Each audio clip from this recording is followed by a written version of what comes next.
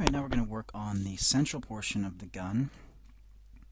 We're going to move back to this subtool here, but I want to narrow this. I want to work it from the back view. Now I want to keep this top portion here that you see, because this is actually, if I go to my texture menu and dial back my model opacity again, you'll see that there's going to be a toothed design going on here. What I do need to do is narrow this whole thing. Going to do a quick slice through.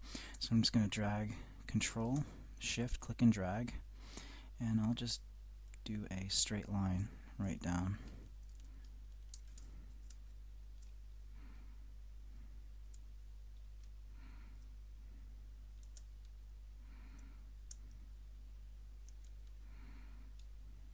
Undo that, make sure X symmetry is turned on.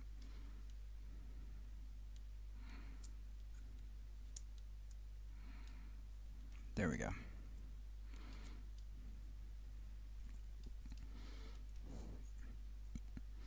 And I'm going to narrow this handle as well. I'm just going to make it slightly wider than that back portion of the gun. Again, make sure that you turn on X symmetry for each part.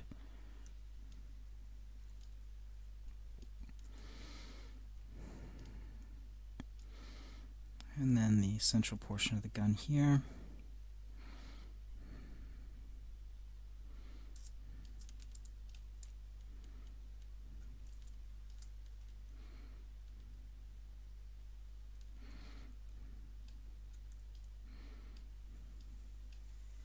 I'm going to get a little bit more elaborate with this. I'm going to add an angle.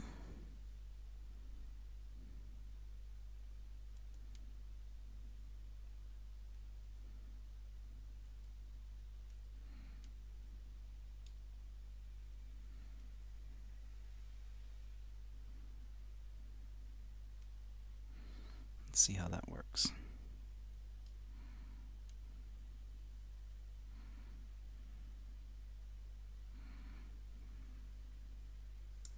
Pretty good. I'm going to undo that though, because I need to resolve this shape through here, and I'm a little concerned that if I bevel that now, I'm going to run into problems when I'm trying to work this area right here. So I'm actually going to back off on that and just narrow it, because it is too large. I'm just going to narrow it first.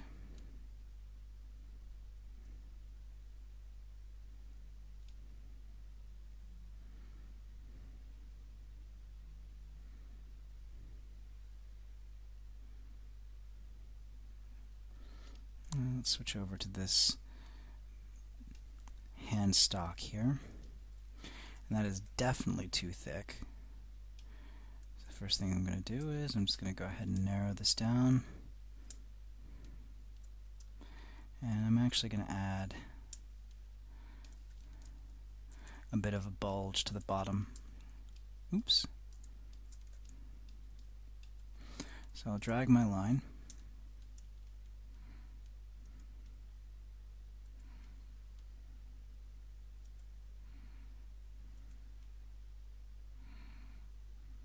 Just like that.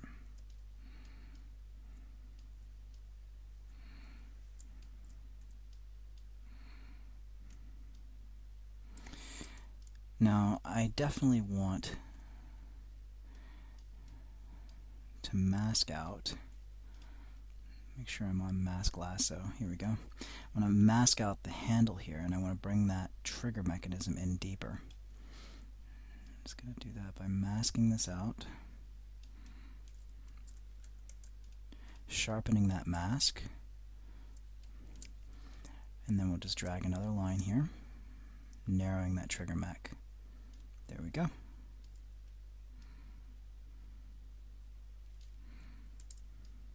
And we can smooth that back a little bit if we need to, or I can undo it and actually add a subdivision level if I need to. Just Control D to add a subdivision level. And again, use the lasso to mask this area out. Control-Alt-click to sharpen that mask.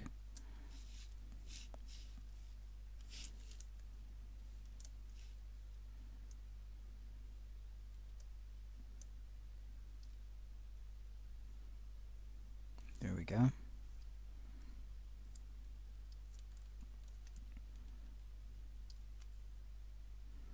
I still think that's a bit too thick, so I'll drag this line deeper in.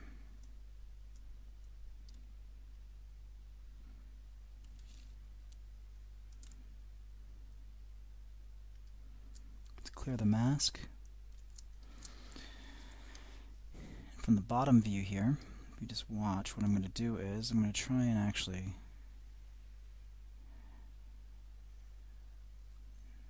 no, I think that's going to work just fine the way it is. So let's reposition it. There we go. It's looking much better. I'm going to turn off transparency. You see we're starting to really hone in on the shape of the gun. You'll notice that since I narrowed the outer body of the gun, these bits here on this cylinder, they've gotten too long. So I'll go back into the Move tool, the Transpose Move tool.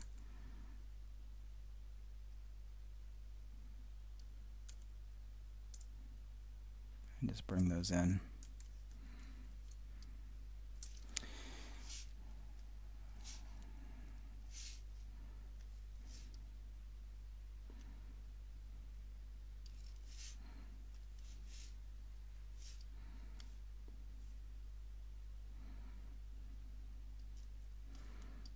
So it's definitely starting to make headway. It's starting to get, it's starting to take on the appearance of something other than just a carved wood object.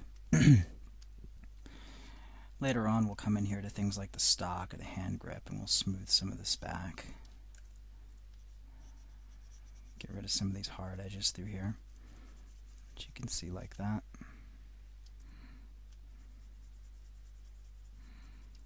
You may want to try and resolve some of these hard edges right through there, some of the stair-stepping weirdness.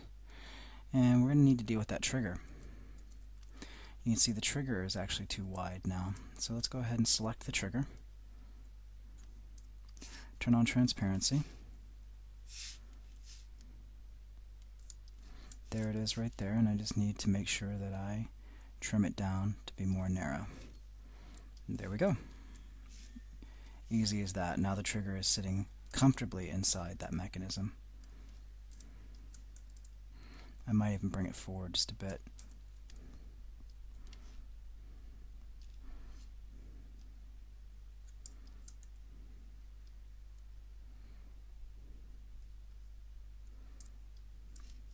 Now let's go back to our side view.